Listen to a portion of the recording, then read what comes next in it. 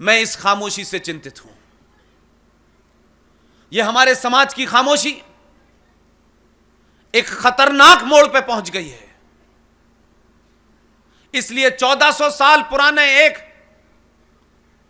मजहब ने आपसे बिना शर्माए, बिना डरे इसलिए कहता हूं, जो ईमानदारी से कोई बात कह रहा है उसकी बात सच मानो, क्योंकि आपको 70 सालों में झूठ बोलने, झूठ सुनने की इतनी आदत हो गई है कि अगर आपका दुश्मन यह बता रहा है कि मुसलमानों ने 800 साल तक इस देश पे राज किया है, हमने इस मुल्क की औरतों को अपने हरम का हिस्सा बनाया है, तो आप उससे कहते नहीं ये झूठ बोल रहा है, ये कम्युनल मुसलमान है, ये कट्टर मुसलमान है। देखिए बाकी तौर पे मुसलमान अच्छा होता है, ये सर्टिफिकेट आपने कब से बांटना शुरू कर दिया?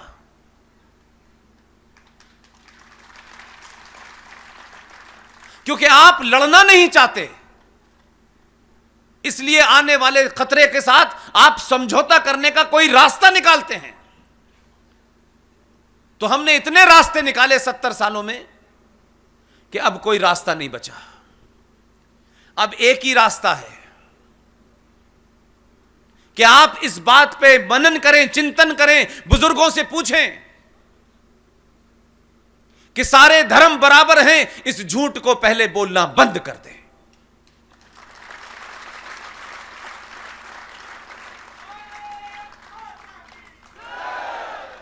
इस सृष्टि के निर्माण से, इस कायनात और इस यूनिवर्स के मौजूद होने से, ये लाखों करोड़ों साल पहले ये सृष्टि बनी होगी। करोड़ों साल तक रहेगी, मैं नहीं जानता कब तक रहेगी, लेकिन अगर सबसे बड़ा कोई सत्य है तो सिर्फ एक ही सत्य है। इस सृष्टि जब थी, जब, आज और जब तक ये रहेगी, सिर्फ एक ही धर्म था, उसका नाम है सनातन।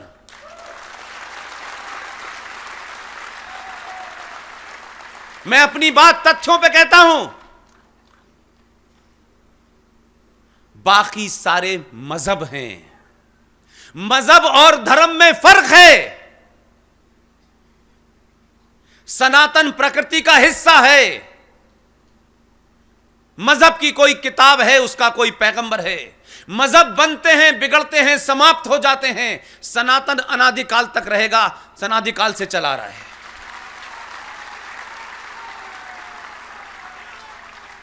इसलिए सारे धर्म बराबर हैं। यह ऐसी तुलना है जैसे गधे और घोड़ों में की जा रही हो।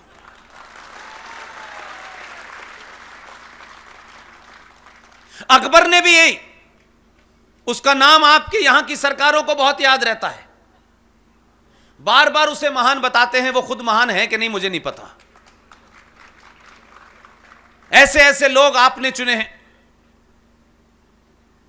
वीर सावरकर वीर थे या नहीं थे, ये कौन बता रहा है? जिनका सजदा 10 जनपद की चप्पलों में है। सत्ता की राजनीति करिए, आपको देश में कुछ करना है करते रहिए, लेकिन इस राष्ट्र के साथ जो छेड़छाड़ करेगा उसे बख्शा नहीं जाएगा। आपकी इतनी बड़ी संख्या में यहां मौजूदगी, महाराज दिनेश जी की मौजूदगी में, यह एक अद्भुत घटना है मेरे लिए कि यह समाज जो हमेशा अपने स्वार्थों में लिप्त था, मेरा क्या है, तेरा क्या है, तू ब्राह्मण है, यह ठाकुर है, यह दलित है, यह यादव है,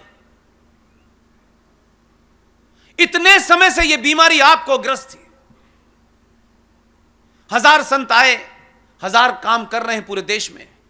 जिस वक्त मैं यहां बोल रहा हूं, मेरे 10-12 साथी पूरे देश में अलग अलग शहरों में ऐसी ही बात बोल रहे हैं।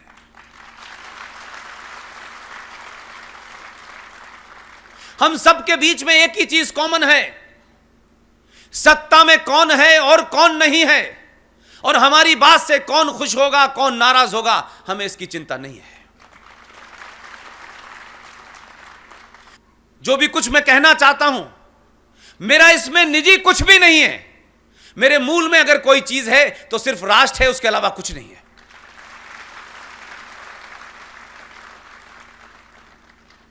इसलिए धर्म क्या है और मजहब क्या है, इसके बीच का भेद समझिए और ये बातें कहना बंद कर दीजिए सारे धर्म बराबर हैं।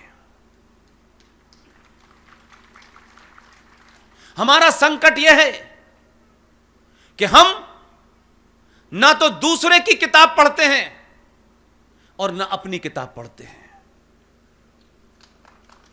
मैं ये बात सार्वजनिक तौर पे मानता हूं कि मेरी पैदाइश ऐसी जगह हुई है जहां ढूंढने से मुझे अपनी किताब नहीं मिली। मुझे उसका गम नहीं है, लेकिन आज 70 सालों के बाद इस देश में जब मैं आपके बीच में खड़ा हूं तो मुझे इस बात की खुशी है कि मैंने उनकी किताब पूरी पढ़ ली है।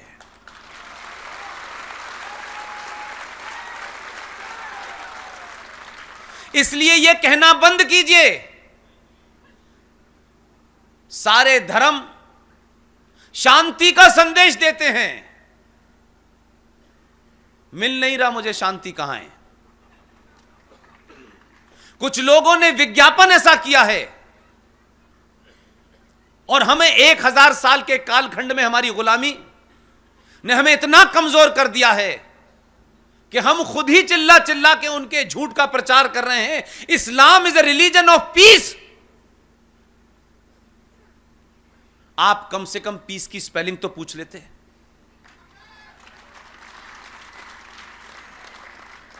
पूरी दुनिया में आज संचार क्रांति है। आपको पीस नजर आ रही होगी ऑस्ट्रेलिया में, इंग्लैंड में, फ्रांस में, जर्मनी में, शाहीन बाग पे, नोएडा में, आजमगढ़ में, सब जगह पीस नजर आ रही है आज आपको।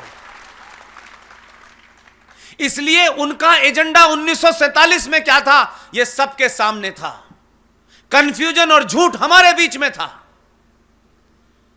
इसलिए इस देश को 70 साल के बाद एक युद्ध की स्थिति में पहुंच गया है और इस युद्ध को आप किसी नारे से टाल नहीं सकते। झूठ बोलना बंद कर दीजिए, यह युद्ध आपको लड़ना ही पड़ेगा।